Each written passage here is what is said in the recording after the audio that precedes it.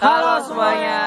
Kami dari kelompok 1 dengan materi bertahan di tanah asam, interaksi akar padi dan mikroorganisme di lahan gambut dengan saya Muhammad Rafli Pertama Saputra. saya Ivan Gogo Daniel, Saya Khairul Ridwan, Saya Abid Timur Rehan. saya Peter Dario Bimo, Saya Muhammad Rehanova.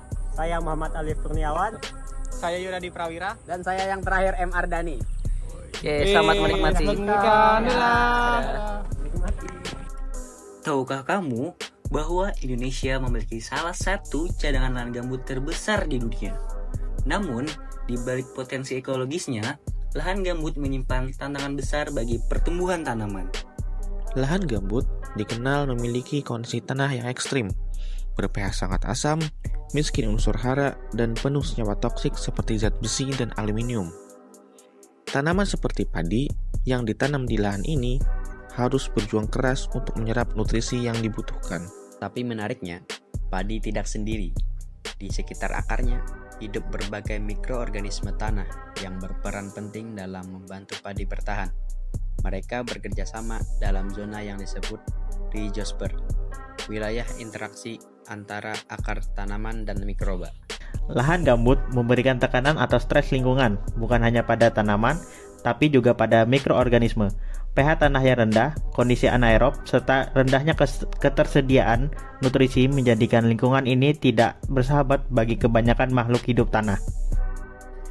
Namun, beberapa mikroorganisme justru mampu beradaptasi. Contohnya adalah Rhizobium dan Azotobacter yang mampu mengikat nitrogen dari udara, atau Bacillus dan Pseudomonas yang melarutkan fosfat agar dapat diserap oleh akar. Ada juga jamur mikoriza yang membantu tanaman menyerap air dan nutrisi dengan lebih efisien.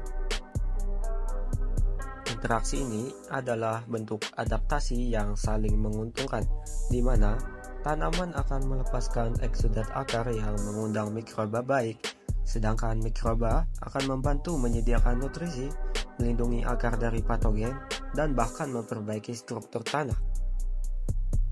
Khususnya di tanah gambut, jamur mikoriza seperti glomus membentuk simbiosis erat dengan akar padi, membantu tanaman mengakses fosfor dan air di lingkungan yang miskin unsur hara.